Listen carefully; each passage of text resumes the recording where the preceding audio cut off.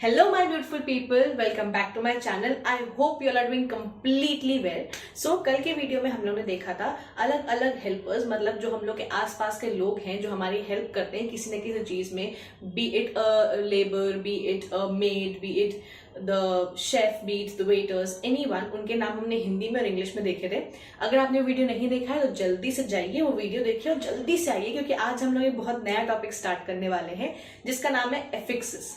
ठीक है, so without any further ado let's get started. Okay, तो जैसे कि मैंने आपको बताया हमारा आज का टॉपिक है एफिक्सेस। तो एफिक्सेस वो वर्ड्स होते हैं जो हम किसी भी वर्ड के, हम कोई भी वर्ड लिख रहे हैं उसके आगे या फिर उसके पीछे लगाते हैं। ठीक है, उनको कहते हैं एफिक्सेस, ताकि एक नया वर्ड बन जाए। जैसे मैंने किसी भी वर्ड के आगे कुछ लगाया तो उस जो पहले वर्ड होगा उसका पूरा मीनिंग चेंज हो जाएगा, एक नया वर्ड बन जाएगा। फिर मैंने किसी के वर्ड के पीछे कुछ लगाया तो वो एक नया वर्ड बन जाएगा, उसका मीनिंग पूरी तरह बदल जाएगा। वही हम लोग आज पढ़ने वाले हैं। ठीक है, एफिक्सेस जो होते हैं वो दो टाइप के होते हैं। पहले होते हैं प्रीफिक्सेस और दूसरे होते हैं सफिक्सेस। ठीक है, अब इसको पहचाने कैसे, कौन सा प्रीफिक्स है कौन सा सफिक्स है। मुझे बचपन में इसमें बहुत प्रॉब्लम होती थी, तो मैंने इसकी एक ट्रिक निकाली थी कि हम कैसे पहचाने प्रीफिक्स क्या और सफिक्स क्या है। ठीक है, तो प्रीफिक्स को हम पी से पहचानेंगे। पी से मतलब पहले। ठीक है, मैंने इसको ऐसे पढ़ा था, अगर ये पहला है तो मतलब वो बाद में। जैसे कि अगर मैंने लिखा हैप्पी, लिख दिया मैंने हैप्पी, अगर हम इसके पहले कुछ लिखेंगे जैसे अनहैप्पी तो वो प्रीफिक्स में आएगा, और अगर इसके बाद कुछ लिखेंगे जैसे मैंने लिखा हैप्पीली, ठीक, ये ILY लिखा तो ये सफिक्स में आ गया।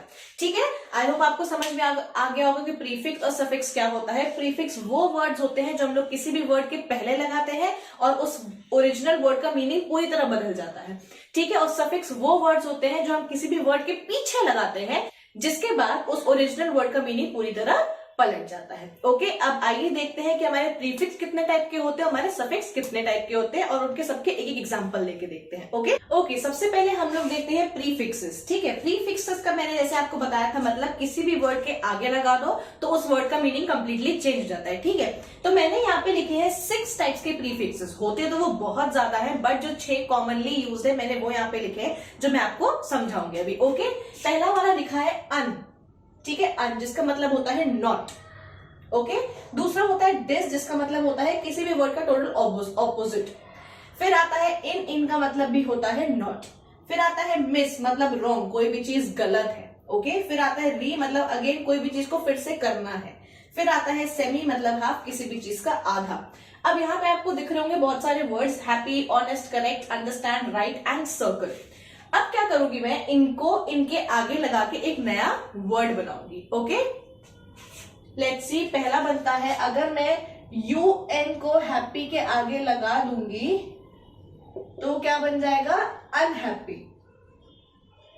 ठीक है, तो मतलब कोई इंसान है जो पहले हैप्पी था, उसके आगे अन लग गया तो वो नॉट हैप्पी है, मतलब वो हैप्पी अब नहीं है। ठीक है, तो ये नॉट उसका मीनिंग बताता है। नेक्स्ट पे आते हैं, दैट इज डिस, मतलब इसका ऑपोजिट। अगर ऑनेस्ट के आगे मैं डिसऑनेस्ट लगा दूंगी तो वो क्या बन जाएगा कि जो ऑनेस्ट इंसान है वो जस्ट ऑपोजिट। अगर मैं एक बहुत सच्ची इंसान हूं, मेरे सामने कोई इंसान खड़ा है वो मेरा उल्टा है, तो मतलब वो डिसऑनेस्ट हो गया।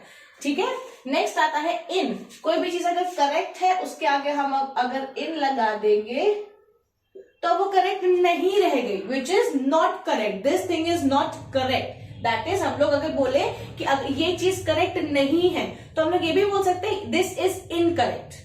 ओके, ये आ गया हमारा छोटा फॉर्म किसी भी चीज का। एक बार याद रखिएगा कि ये जो हमारे प्रीफिक्सेस और सफिक्सेस होते हैं वो इंग्लिश इंप्रूव बहुत अच्छी करते हैं। जैसे कि अगर मैंने बोला कि ये चीज सही नहीं है तो हम उसको ये भी बोल सकते हैं दिस इज इनकरेक्ट। इतना लंबा sentence that this thing is not correct की जगह मैं बोल सकती हूँ दिस इज इनकरेक्ट।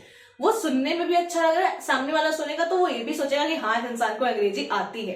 ठीक है, तो प्रीफिक्सेस और सफिक्सेस जो होते हैं हमारी लाइफ में बहुत इंपॉर्टेंट रोल प्ले करते हैं, तो इसको ध्यान से पढ़िएगा। ओके, आते हैं वापस, लिखा है मिस। मिस मतलब रॉन्ग। अगर अंडरस्टैंड है मतलब किसी को समझ रहे, अगर यहां हमने मिस लगा दिया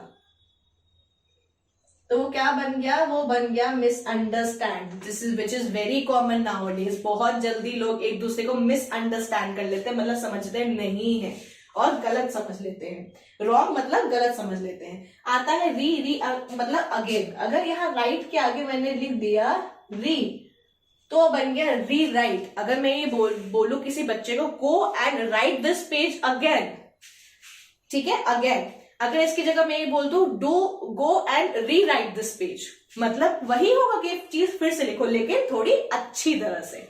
ठीक, नेक्स्ट आता है हमारा सेमी, दैट इज हाफ। अगर हम सर्कल के आगे सेमी लगा दें तो क्या बन जाएगा, सेमी सर्कल बन जाएगा। ठीक है, अगर मैं किसी को बोलूं go and make a half circle, ठीक है, हाफ सर्कल की जगह अच्छी इंग्लिश में ये बोल सकती हूँ go and make a semi circle. ठीक है, तो आपने देखा कैसे हमारे जो थोड़े से वर्ड्स है वो हमारी लैंग्वेज किस तरह इंप्रूव कर रहे हैं, बोलने का तरीका किस तरह एनहांस कर रहे हैं। ओके, सो हम लोग को यही समझना है आज की क्लास में। ओके, अब आते हैं हमारी नेक्स्ट चीज पे, दैट इज सफिक्सेस। ठीक है, प्रीफिक्सेस आपको समझ में आ गए होंगे, नहीं आए होंगे तो आप क्वेश्चंस पूछ सकते हैं। अब हम लोग जंप करते हैं सफिक्सेस पे। ठीक है, यहाँ पे फिर से मैं बता रही हूँ, मैंने कुछ सफिक्स लिखे हैं जो कॉमनली यूज किए जाते हैं, बिकॉज सारे लिखना पॉसिबल नहीं है। अगर आपको इसका और डिटेल्ड वीडियो चाहिए तो आप कमेंट बॉक्स में मेंशन कर दीजिएगा, मैं इसका पूरा डिटेल्ड एक और वीडियो बना दूंगी। Okay, now coming to this one, that is suffixes. अगर किसी भी वर्ड के आगे बाद में अगर हम लोग ILY लगाएं, एक क्वालिटी बताता है, ठीक है, कि वो हैप्पी है, वो हैप्पी होके वहां गया, कैसे गया, हैप्पीली गया, क्वालिटी बता रहा है वो उसकी। ठीक है, तो हम यहाँ पे अगर हैप्पी के बाद लगा देंगे ILY तो ये उसकी क्वालिटी बन जाएगी। ठीक है, नेक्स्ट आता है लेस। लेस का सबको मतलब पता है कि कम होता है, कम मतलब यहाँ पे हम लोग लेते हैं विदाउट। अगर यहाँ केयर लिखा है, अगर हम यहाँ पे लेस लिख दे तो आपको समझ में आएगा वो इंसान केयरलेस है। ठीक है, उसने ये काम किया बट ध्यान दिए बिना, मतलब केयरलेस है। कई कई मम्मियां बोल देती है अरे तुम बहुत केयरलेस हो, क्यों, क्योंकि आपने वो काम सही से नहीं किया होता है। ओके, नेक्स्ट आते हैं ANCE, एक्शन और स्टेट बताता है, ये किसी का एक्शन कैसा है और किसी का स्टेट कैसा है। देखते हैं, इंपॉर्टेंट के आगे अगर हम ANC लगा दें तो इसका मतलब चेंज हो जाएगा, इंपॉर्टेंस हो जाएगा। ओके, नेक्स्ट आते हैं फुल, मतलब किसी चीज से भरपूर, फुल ऑफ। जैसे ब्यूटी है, इसके आगे अगर हम लगा दें ब्यूटीफुल, मतलब she is full of beauty, या फिर वो लड़की बहुत सुंदर है, शी इज ब्यूटीफुल। ठीक है, फुल ऑफ ब्यूटी।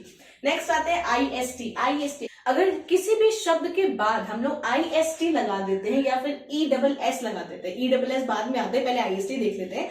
IST अगर हमने लगा दिया तो वो कोई भी चीज का पर्सन बता देता है, मतलब अगर फ्लावर है तो वो बता देगा फ्लावर बेचने वाला, that is known as a florist. ठीक है, हम लोग यहाँ पे लगाते हैं IST, तो देखिए बन गया फ्लोरिस्ट। नेक्स्ट आता है ESS, ये कहीं पे भी अगर लगाओ तो किसी का फेमिनिन जेंडर बताता है, मतलब फेमिनिन स्टेट बताता है। अब क्वेश्चन आएगा फेमिनिन स्टेट क्या होता है, जिसने से वीडियो नहीं देखे होंगे तो जल्दी से पीछे जाइए, मैंने एक जेंडर पे भी वीडियो बनाया जिसमें फेमिनिन जेंडर है, वो जाके देख लीजिए ताकि आपको फेमिनिन वाली चीज क्लियर हो जाए। ठीक है, अगर हमने यहाँ प्रिंस लिखा which is male of course, अगर हम यहाँ CESS कर देंगे तो ये प्रिंसेस बन जाएगी which is a female. Okay, I hope आपको ये समझ में आ गया होगा। आई होप आपको सफिक्सेस और प्रीफिक्सेस समझ में आ गए हो। This is also known as word formation. हम लोग को कभी भी कोई भी नया वर्ड फॉर्म करना हो, अगर आपको ग्रुप ऑफ वर्ड्स दे दिए जाए तो आप अफिक्सेस और सफिक्सेस का यूज कर सकते हो एक नया वर्ड बनाने के लिए। ठीक है, I am again saying this, अगर आपको इसका डिटेल वीडियो चाहिए, मतलब इनके जो सारे पार्ट्स होते हैं each and everything, then do let me know in the comment section,